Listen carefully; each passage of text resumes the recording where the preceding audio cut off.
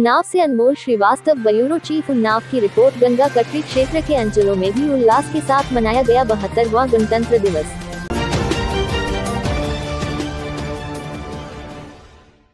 उन्नाव के ग्रामीण अंचलों में 72वां गणतंत्र दिवस झंडारोहण कर बड़ी धूमधाम से मनाया गया। वहीं गंगा कटरी के जगत नगर के उच्च प्राथमिक विद्यालय तथा कन्या प्राथमिक विद्यालय में व आंगनबाड़ी सेंटर पर भारतीय जनता पार्टी पिछड़ा वर्ग के प्रदेश कोषाध्यक्ष एवं अवध क्षेत्र के कार्य समिति सदस्य पुनीत गुप्ता ने झंडारोहण कर आजादी में अपना अहम योगदान देने वाले भारत के सपूतों के बारे में जानकारी दी तथा केंद्र व उत्तर प्रदेश सरकार द्वारा की गई अभूतपूर्व उपलब्धियां के विषय में भी बताया। उन्होंने कोरोना वैक्सीन को एक संजीवनी के रूप में बताते हुए कहा कि कोरोना वैक्सीन भारत में बनी है, पूरा विश्व भारत की तरफ देख रहा है।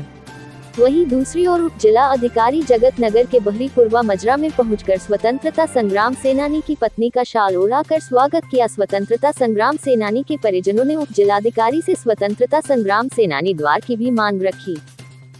मैं उसके लिए यहाँ के टीचर को भी बधाई देता हूँ कि वो अपना अमूल्य समय निकाल के काफी दूर से आते हैं यहाँ पर पढ़ाने के लिए। हालांकि उनकी ड्यूटी है, लेकिन जो उनका भाव बच्चों को पढ़ाने के लिए है वो बहुत महत्वपूर्ण है।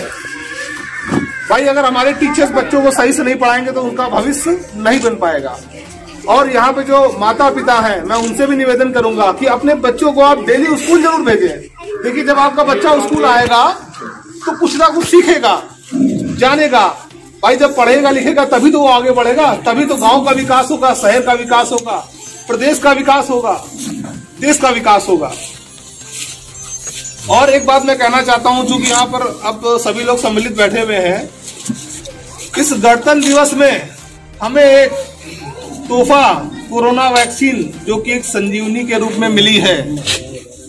अच्छी बात है, सभी लोग स्वस्थ हैं और स्वस्थ रहें, यही मैं ईश्वर से कामना भी करता हूं। ये वैक्सीन लगना स्टार्ट हो गई है, ये वैक्सीन सभी लोग लगवाएं। देखिए, संक्रमण ये नहीं देख के आता है कि आप गांव के हैं शहर के हैं। मान लीजिए आप बाहर से आए, ठीक है, वहां आपको संक्रमण हो गया, आप गांव में आए, उससे संक्रमण फैलता है। इसीलिए माननीय मोदी जी के तमाम प्रयासों के बाद ये वैक्सीन हम लोगों को एक तोहफा के रूप में मिली है, तो ये वैक्सीन जरूर लगवाएं।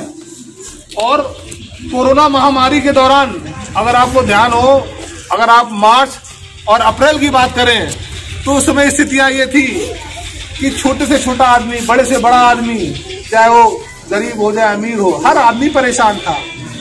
उसका काम धंधा सब रुक गया था, खाने के लिए अनाज नहीं था। अगर आप गांव स्तर पे बात करें तो कोई रोजी रोटी या कोई जीवन यापन के लिए कोई व्यवस्था हम लोगों के पास नहीं थी। लेकिन माननीय मोदी जी ने 20 लाख करोड़ का पैकेज कोरोना महामारी के दौरान पूरे देश को दिया, आर्थिक पैकेज।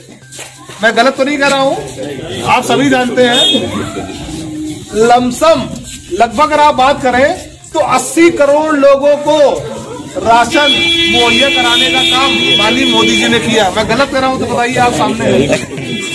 मैं तो कहता हूं कि माननीय मोदी जी को आजीवन प्रधानमंत्री घोषित कर देना चाहिए, क्योंकि मोदी जी हैं तो सब मुमकिन है। आज गांव में आप देखिए, स्कूल की व्यवस्था देखिए, दिन पर दिन सुधर रही है।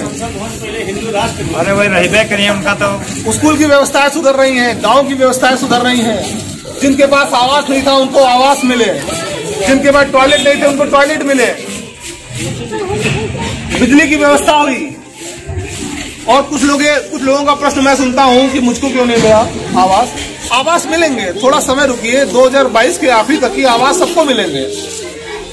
माननीय मुख्यमंत्री जी, माननीय प्रधानमंत्री जी, दोनों का यही लक्ष्य है कि एक एक आदमी को हम आवास देने का काम करेंगे।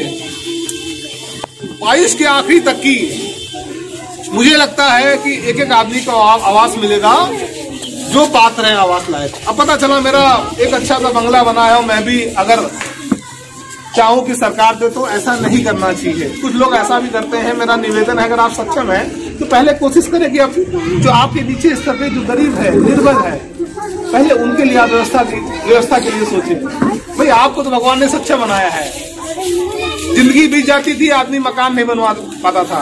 मैं गलत कह रहा हूं तो बताइए, लेकिन आज मकान बनवाना बहुत आसान हो गया है, वो भी माननीय मोदी जी की देन है। नहीं आवास आए भैया ज्यादा। आवास नहीं आए, वो आएंगे। और अगर आयुष्मान भारत की बात करें, आयुष्मान भारत में हो सकता है कुछ लोगों के कार्ड बने हो यहाँ पर। हाँ, बने हैं ना। उसमें 5 लाख तक की आप कहीं भी इलाज करा सकते हैं। 5 लाख तक की जो उसमें हॉस्पिटल जो उससे अटैच है, आप वहां फ्री इलाज कर सकते हैं, फ्री ऑफ कॉस्ट। वरना एक साधारण